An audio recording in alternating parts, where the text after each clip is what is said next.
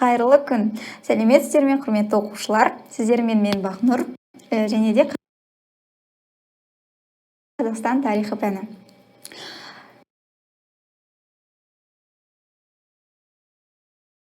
Жазба ескерткіштер тақырыбын ары қарай жалғастырамыз, және де Орта Азиядағы ежелгі мәдениет ошақтары тақырыбымен ары қарай ілгері жылжитын боламыз. Жалпы статистика бойынша жалпы деген сөзді айтпаса, мұғалімдердің өмірі 2 есеге ұзаратын еді. Сондықтан жалпы Қазақстан, Өзбекстан, Қырғызстан, Түркменстан және Тәжікстан мемлекеттерінің орналасқан аумағын біз Орталық Азия деп атаймыз. Жалпы ежелгі дүниеде осы аймақты мекендеген халықтар, мәдениеттерді біз 9 ошаққа бөліп қарастырады екенбіз. Біріншісі Маргуш, екіншісі Бактрия, Хорезм, сондай-ақ Соғды, Ферғана, Шаш және Қазақстан территориясында орналасқан Сырдария, Жетісу, Шығыс Түркістан ежелгі мәдениеттері. Бұл мәдениеттерді біз ең біріншісі Маргуш мәдениетінен бастаймыз. Кейбір деректерде Маргиян, кейбір деректерде Окс мәдениеті. Біздің заманымыздан бұрын 18-13 ғасырлар, яғни қола дәуірі, біз ежелгі дүние тарихын өткен кезде 2,6 миллион жыл бұрын адамзат пайда болды. Тас дәуірін бастаймыз, және де 0-ден бастап кейін, яғни шегерсек, біз минуспен бастаймыз. 0-дан бастаған кезде 0-дан кейінгі сандар 1, 2, 3, 4 ғасырлар десек, онда кері жүрген кезде минус 1, минус 2, минус 3 деген ретпен жүреді. Яғни сол себептен де осы сәтте есімізде сақтап аламыз 18-13 ғасырлар. Орта Азияның оңтүстігінде Мұрғап жазирасында отырықшы және егінші, сонымен қатар қалалық мәдениеттердің пайда болған ошағы. Жалпы Мұрғап өзені ол Түркменстан, Өзбекстан шекарасымен өтіп, Тәжікстан және де Пәкістан, Ауғанстан жеріне қарай өтетін өзен. Осы өзеннің бойында осы Маргуш мәдениеті пайда болған болатын. Амударияның төменгі ағысымен келген бұл мәдениет Бактрияға қарай тарайды. Окс мәдениеті деп атау себебі көбінде Маргиян мәдениетін Окс өзенінің жағасында орналасқан деп латын деректері айтады. Сондықтан да Окс атауы көбінде бізге батыс деректерінен келеді. Жалпы археологиялық қазба жұмыстарын жүргізе отырып, Намазга-депе және де Алтын-депе қалаларын орны табылған. Ол қалалардың орнынан қорған, сарай, ғибадатханалар табылғандықтан бұның барлығын бір үлкен Маргуш деген мәдениетке қосқан. Біздің заманымыздан бұрынғы 2-ші мыңжылдықта Гопур деген қала, яғни мәдениеттің астанасы белгілі. Алдыңғы Азия мен Инд өзенінің аңғарындағы халықтармен, өркениеттермен байланыс орнатқан. Біздің заманымыздан бұрынғы 1-ші мыңжылдықтың 1-ші жартысында Мерв қаласы пайда болған. Бұл қала кейін Орта Азияға ислам діні тарағаннан кейін әлемде мұсылман дәуірінде өте маңызды стратегия қалаға айналады. Келесі Хорезм. Амударияның төменгі ағысы, және де біздің заманымыздан бұрынғы 1-ші мыңжылдықтың басында хорезмдіктер қоныстанып, өздерінің суландыру жүйесін жүргізе отырып, ары қарай бұл жерде өзінің отырықшы егіншілік мәдениетімен айналысқаны белгілі. Бізге ол мәдениеттің топырақ қала деген зәулім сарайлар орналасқан астанасы белгілі. Кейіннен бұл Хорезм шах мемлекеті, яғни мұсылман дәуірінде тағы айта кететін дәуірі жүріп тұрған, дүркіреп тұрған Хорезм шах мемлекеті кейіннен Хиуа хандығының құрамына кірген аймақ. Соғды мәдениеті туралы не айта аламыз? Бізге белгілі Мараканд және де әйгілі Самарқанд қаласы, екінші атауы Әмудария мен Сырдария аралығындағы егіншілік аймақ. Яғни солтүстігінде Шаш жазирасы орналасқан. Картадан көрейік, яғни осы аймақта алып жатқан мәдениет. Жалпы Амудария мен Сырдария аралығында егіншілікке арналған өте қолайлы орта.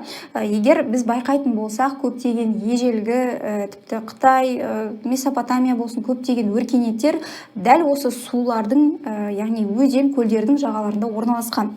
Бұл өз жазуы бар мәдениет және де саудамен, қолөнермен өте танымал болған. Жалпы себебі Ұлы жібек жолы арқылы трансконтинентальды сауда жүргізу жолында делдалдықпен айналысқан, яғни бір көзден сатып алып, бір көзден сату арқылы өздерінің саудасын, экономикасын жоғарылатқан. Шығыс Түркістан, Жетісу және Тараз өңірлерінде соғдыларының өзінің сауда орындары болған, және де кейіннен Мәуереннахр, Әмір Темірдің империясы, содан кейін Бұхар хандығының құрамына кірген. Соғдылар түсінікті. Ферғана және де көбінде Қытай деректерінде Давани деген атаумен белгілі мәдениет, тау арасындағы ойпат, яғни бұл алқапқа су Сырдариядан тартылған. Ахемениттік және Александр Македонскийдің империялардың құрамында болған. Ахемениттер ол парсылар, Александр Македонский дәл осы Ферғана жерінде өзінің Александрия Эсхата қаласын салған. Александрия крайне деген, яғни шеткі деген мағынаны білдіреді. Жалпы біздің заманымыздан бұрынғы 3-ші, біздің заманымыздың 6-шы ғасырындағы дербес мемлекет, яғни өзінің билеушілері, билік құрылымы болған Сматянь 70 қала болған деген дерек қалдырады, және де бұл қалаларда зәулім сарайлар болған туралы жазады. 6-шы ғасырда түркі мемлекетінің құрамына қосылады. Кейіннен Әмір Темір заманында дәл осы Ферғанада Бабыр сұлтан дүниеге келген деген дерек бар. Қоқан хандығының орталығына айналған мәдениет. Келесі мәдениет Шаш, Чачтепа, Чачкент, яғни үндестік заңымен Ташкент аталып кеткен мәдениет, яғни қала, соғдының солтүстігінде Шыршық және Ангрен өзендерінің алқабында. Қазіргі Өзбекстан территориясында Сырдарияның оң жағалауында орналасқан қала. Біздің заманымыздан бұрынғы бірінші мыңжылдықтың ортасында өңірде 30-ға жуық шаһар болған белгілі. Жалпы Шаш қаласының өзінің іргесі біздің заманымыздан бұрынғы 3-ші ғасырда қаланған. 11-ші ғасырдан бастап қана Ташкент атала бастаған. 16-ші ғасырда Қазақ хандығы мен Бұхар хандығы арасында тартыс объектісіне айналған, және де 17-18 ғасырларда Қазақ хандығының иелігінде болғаны белгілі.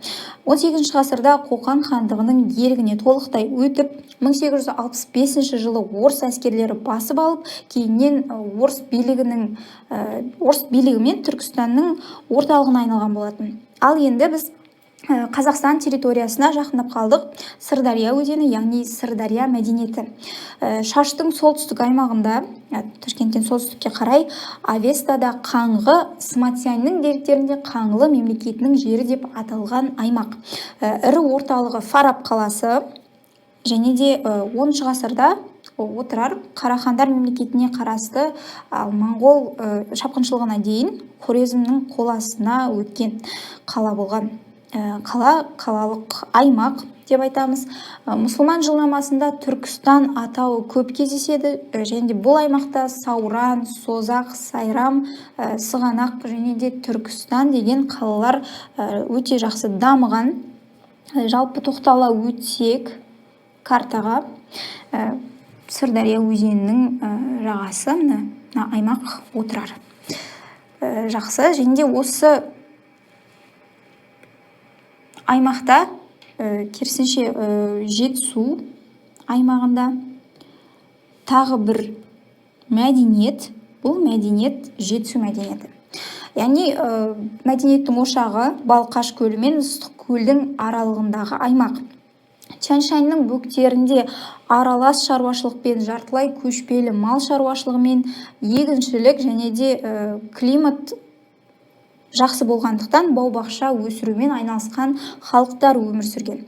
Үйсін мемлекетінің орталығы біздің заманымыздан бұрынғы 1-ші мыңжылдықта қалалар дамып сауда орталықтарына айналған аймақ. Астанасы қазіргі Алматы қаласы, яғни 2000 жылдық тарихы бар қала болған.